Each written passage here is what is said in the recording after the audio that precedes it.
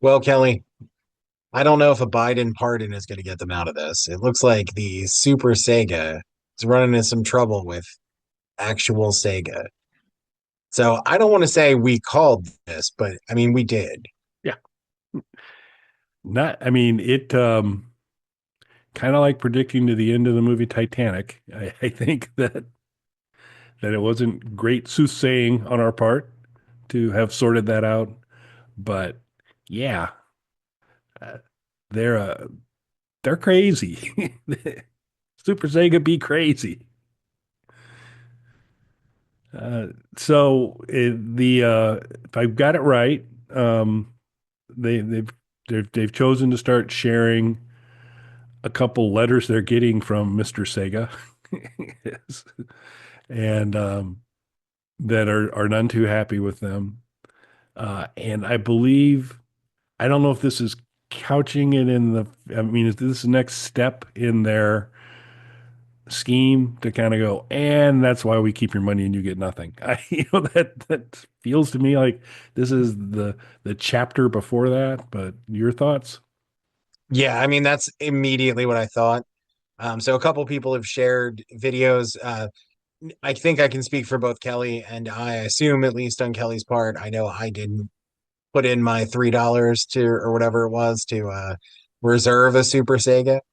But apparently the people who did have gotten a letter saying like, "Hey, we got this, legal threat from Sega." Big shock when you're using a company's name and logo on your product.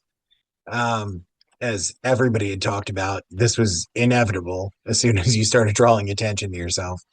And this isn't an issue like, Nintendo comes down on fan sites and different things. Like this isn't that. This is a company stealing Sega's name and logo and trying to use it. So Sega's 100% in the right here. But it does seem like they're setting it up for like, oh, and that's why we're gonna keep all this money.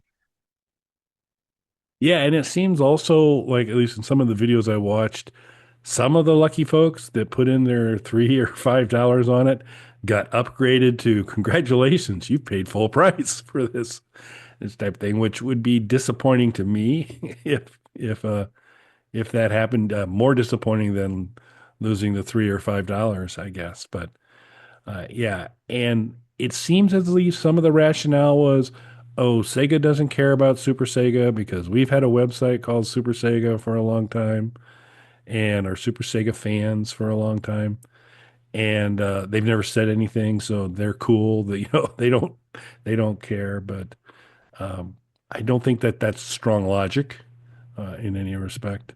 I mean, we've never gone after Bog Panda rocks. Bog Panda's amazing. Bog Panda has one good host. All these sites that are out there that that share the gospel of Bog Panda with the world, but and we protect our IP very closely. And when I say we, I mean me because Mike can't be bothered. But it that's not a strong rationale to kind of go. I had a URL, and Sega didn't knock on my door and tear it down. So we're fine to run that on the label of your Sega emulation machine that is vaporware anyway. Allegedly. Yeah, your Amico like gaming system. But yeah, and again, in some of the videos we've seen, we'll include a link. Mad Little Pixel, as usual, does a great job. So we'll include a link to his kind of discussion of it. He mentioned in there's apparently like a Lamborghini video, which I've not seen, which I'm desperate to find at this point in time, of the um, chief spokes dude uh, driving a Lamborghini out of something poorly. And um, sure, I guess you could do that, but I don't really know why. Yeah, I But have not seen this video. It sounds like it would be fun. But yeah, I understand why so many people backed Amico and tried to stick it out because they wanted it to be real because it seemed like it could be a cool thing. I think most people are on the same page that this seemed like a scam right away, and it's not getting better. as you learn more and more things unfold. Yeah, it's in Amico is run at least by a professional con man. You know, it was so it's a quality con. You know, there's it would not be unreasonable to believe that it could happen. You know that, but I don't think it takes much investigation on the Super Sega side to go. This is probably not a thing. You know, but but maybe not. I don't know. But you know, there's and I think Mad Little Pixel brought it up. I think it's fair. You know, there are probably some folks that just threw that $3 in there and say, "Hey, seems unlikely, but it's worth the ride. We'll see. We'll see how it goes from there." But at some point, that $3 is going to have to grow into whatever their list price is for that. And at that point, your little "I'm doing this for fun" becomes a lot less fun because putting any kind of serious money in this thing would be a super scary thing. That all being said, if anybody's watching has done it, and we're all wrong, straighten us out. But I feel pretty good on this one that we're not wrong.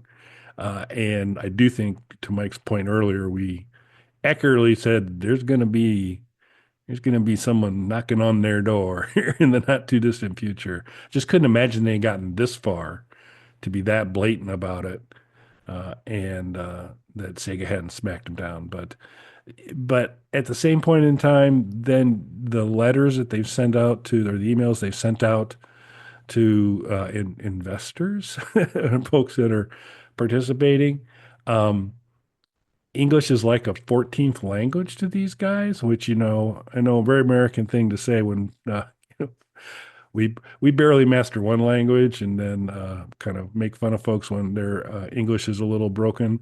But when in like the releases, it says Sega tells us to stop using the name and destroy um, every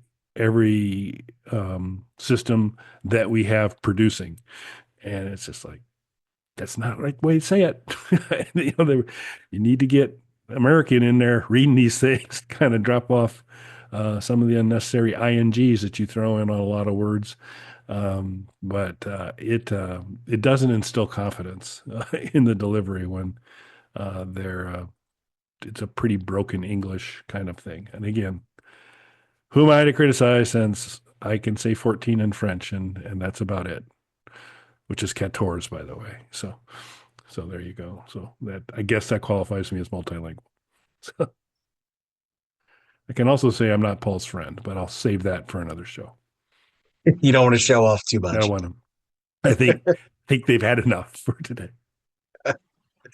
Yeah, I mean, I'm always not that I'm the most traveled person in the world, but I am always, surprised and then disappointed in myself when I go to other countries and everybody to some degree seems to be able to speak English in addition to their native language and probably another language or two on top of that. And I'm struggling with the only language I've always known. Yep. But that doesn't stop us from making fun of them.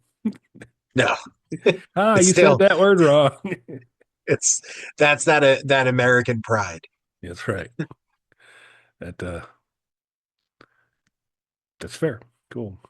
Well, we would be super interested in your thoughts. We will continue to cover the imminent delivery of the Super Sega or not delivery when the big aha comes in and people say goodbye to their investment. The best way you can stay up to date on when we are getting you up to date on Super Sega and other things is to subscribe to the Bog Panda YouTube channel. We're running a special this month, free. So subscriptions will be free. And matter of fact, once you not buy one subscription, you get a second subscription to have a friend subscribe. So do that. Then you should both comment to congratulate each other having subscribed. Like a few videos, hit the bell so you get notifications, and then sit back and enjoy Hard No, the world's shortest podcast. You won't be sitting long. They're all under 1 minute. That's why it's the world's shortest podcast. So you can listen to Hard No, published daily, and finally take a stop at our fine merchandise store. And we'll refresh it with some new holiday content, maybe in the near future. Nothing I could possibly add to that. Okay. Then we're going away. Thanks for watching, everybody. Thanks, everybody.